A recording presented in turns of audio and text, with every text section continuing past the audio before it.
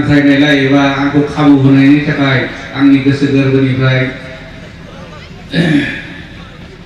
बयखौबो अननाय खुलुमनायखौ आं जासिहरबाय जाहाथे नैबे रुंसारि महिम बसुमतारीनि जिथु आंखौ हारिमु आयदायाव बेखेवनो थिननायलाय आं आरसिनि दैदेनगिरि आरो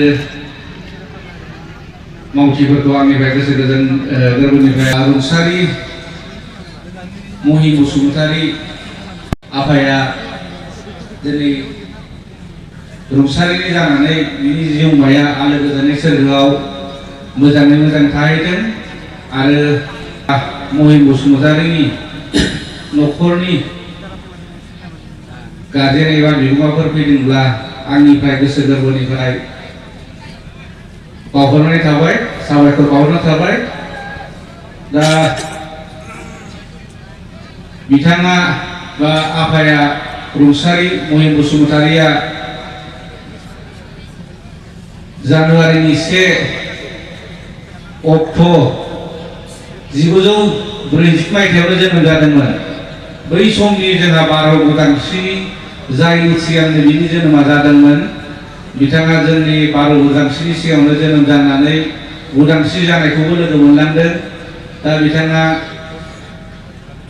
गोबां बोसोर बिदिनो रायजोनि जानानै खामानि मावबोदोंमोन रुंसारि आफाया आं नुवाखै अब्लाबो खोनानाय मोननायाव बिथाङा जोंनि बालिजान फरेस्टनिनो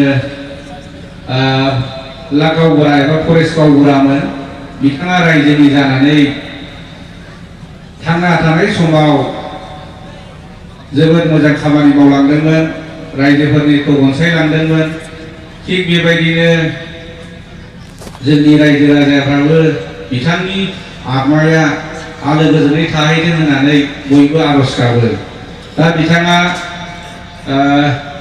15 अक्ट' सेप्तेम्बर 2014 मायथाइयाव रुंसारि जालांदोंमोन बिथाङा बा आफाया जाबायदि खामानि मावलांदोंमोन दा बिथांनि मावलांनाय जिथु खामानि बा रायजो राजाफोरनि थाखाय मावलांनाय बे खामानिखौ माब्लाबा जों मावनो हानाय नङा बेनिखायनो आं गोसो गोरबोनिफ्राय रुंसारि आफा महिम बसुमतारीखौ सोरगोआव आलो गोजोन थाहैथों होननानै आं इसोरनाव आरज गाबो दा नैबे जोंहा 10थि बोसोरारि गुदि आफा बोराइ बाथौआव नैबे बोसोरारि जथुम्मायाव बयबो रायजो राजाफ्रानो लैहोर लैहोर फैलायनानै गावनि बर'नि गुदि धोरोम जिथु गुदि बोराइ बाथौ आफाखौ बयबो लैहोर लैहोर फैनानै हेफाजाब होदों दा नंगौ जोंहा मानसिया थांना थानोबा जोंहा धर्म नांगौ बा धोरोम नांगौ धर्म गैयाबा मानसिया जुनार बायदिसो जायो नोंथांमोना बे बयबो धर्मनिनो फिसा होननानै जों बयबो एसे एनै जों मिथिखागौ अब्लाबो जेखि जायाबानो जों गाव गावनि धर्मखौ बोजबनानै लानांगौ नंगौ आंनो धर्मआ दिनै गुदि बोराइ बाथौ आफाद नङा खिन्थु आं ब्रह्मसो अब्लाबो आंनि थाखाय धर्मआ माने खुनु जाथि गैया माने धर्मआ मोनसे नेम निथि नंगौ आं जेराव थाङो जोङो बिबार बाथौआनो जा बा गुदि आफा बोराइ बाथौआनो जा ब्रह्मआनो जा जों गासैबो मोनसे धर्मनिनो आखान्थि बा दा दिनै जोङो जोंनि बर'नि धर्मआ मोननै मोनथाम थाब्लालाय मा जानो अब्लाबो गाव जाय गावनि धर्मखौ सिबिदों दा बजबना लादों अब्लाबो गावनि धर्मखौ धर्म बायदि साननांगोन जाय धोरोमनि बारगा खामानि मावो बे निस्सय गावनो गाव फिथाइखौ मोनो नोंगौ जोङो गोदोनिफ्रायनो जोंनि धर्मआ जोंनि गुदि धर्मआनो बाथौमोन बिनि गेजेराव जोंनि दैदेनगिरिफ्रा खायसेया बेलेग धर्म जानायाव बेलेग जों बिदि थानांनो गोनां जादों। सोरबा ब्रह्मआव थांदों, दा बिदिनो सोरबा बिबार बाथौनो, दा जेरै जोङो गुदि बाथौनो बेबायदि गुबुन जादों। अब्लाबो जोंनि सिबिनाय नेमखान्थिया एखेयानो। जों गावजों गाव हेफाजाब होलायनांगौ।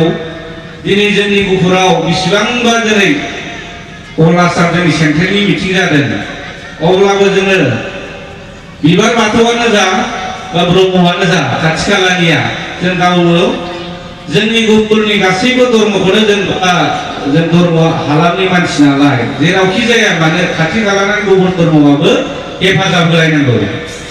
दिनै ब्रह्म मिटिङानो जा अब्लाबो जोङो बाथौनि मानसिया थांखानायब्लाबो हेफाजाब होनांगोन। दा बिबार बाथौनायाव फैनानै जेरै गुदि बाथौनाव हेफाजाब होनांगोन। गुदि बाथौनि जोंहा धर्मनि मानसिफ्राबो बिबार बाथौनि मेल मिथिं जाब्लाबो जोङो गावनि एरियायाव जों हेफाजाब होलायनांगौ। नोंगौ जोंनि गुफुराव दा जोंहा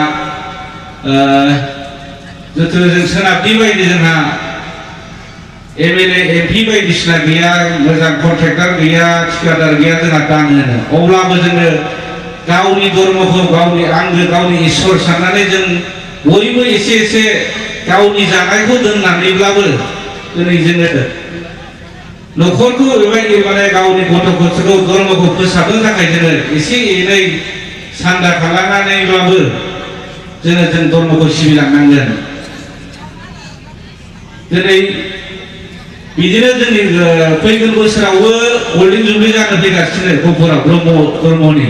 थिग बिदिनो जोङो बाथौ धर्मनि मानसिफ्राबो जों हेफाजाब होलायनांगोन। जों फाला बदलसो, बेनिखायनो जों जेरैखि जाया गावनि एरियाखौ जों गोजाननिफ्राय आलासि फैदों, दिनै बाबामोन फैदों, दिउरि बाबामोन फैदों, जों बिसोरखौ मोजाङै जोंनि गुफुरनि जानानै आं आरसिनि जानानै बेखौनो खावलायो जे बिथांमोनखौ बा बाबामोनखौ मोजाङै जाहो लोंहो। जेरैबायदि जानांगौमोन बेबायदि जायाखैब्लाबो जोंहा दिनै नैबे धर्मनि सानथामनि थाखाय दसे दोनथ'लायनानैब्लाबो मोजाङै जाहो लोंहो खालायनानै गावनि धर्मखौहाय मोजाङै लाखिहरनांगौ। जाहाथे बाबामोना फैनानै जे जोंखौ बाख्नायलाङो गुफुरनिखौ, जे गुफुरावबो बेबायदि मोजां आरसिया खुंनानै हरदोंमोन, रायजो राजाया खुंना हरदोंमोन। नैबेखौ जोंहा जाहाथे जों बुंनो जों गुबुनावबो थांगोन, चिराङाव थांगोन, बाक्सायाव थांगोन, उदालगुरियाव थांगोन। थिग बेबायदिनो जोंहा बोसोरारि बेबायदि खुंनाया जाबोबाय थागोन जोंहा धर्मनि। आरो बिदि सावरायलायबाय थायाब्ला जोंहा माने फोसाबलांबाय थायाबा जोंहा उन जानानै थानांगोन। बेनिखायनो जोङो मिथिं दावथिं लांनो गोनां जायो।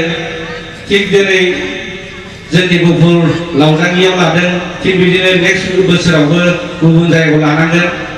बेबायदिनो जोङो गावजों गाव हेफाजाब होलायनांगोन आरो। दा धर्मआ जेखियानो जाया जों गुबुन धर्मनि मानसिफ्राबो हेफाजाब होलायनांगोन। दा रायजो राजाफोरनि सिगां आं बारा गोलावखौ बुंनो सानाखै। जोंहा आइ आफा बिदा फंबाय बिनानावमोना दिनै गोजांनाय बोथोराव सोरबा हारिमु नायनो होननानै, मोसानाय मुसुरनाय नायनो होननानै फैदों। आरो फारसेथिं आं बारा धर्मनि बारा गियान गैया। बिनि गेजेराव माब्लाबाबो आं आंनि बुंनाया गोरोन्थि जादोंब्ला आं गिबियावनो गुदि आफा बोराइ बाथौनि मुं लानानै आं बयखौबो आंनि गोरोन्थि जालांदोंब्ला निमाहा होनानै आं सानो। दा आं बारा गोलावखौ बुंनो सानाखै। दा आङो दिनैनि नैबे जोंनि 10थि बोसोरारि जथुम्मायाव रुपसारि महिम बसुमतारिनि हारिमु आयदाखौ बेखेवनो मोननानै आं जोबोद गोजोननाय मोनबाय। आंखौ नैबे जौस्राङाव गसंनो खाबु होनायनि थाखाय आंनिफ्राय जोबोद साबायखर बावनाय थाबाय। आंनिफ्राय जा हायो अननानै इसोरनि जिथु आं मुं लानानै आं खामायनाय जिथु आं बेखौ आरसिनो एसे अनसुंथाइ होलांनो नागिरदों। बेनिखायनो जोंनि आरसिनि मानगोनां आफादगिरि नेहाथारि खाथियाव दंब्ला आजावफैनो थाखाय गुरै खावलायनाय थाबाय।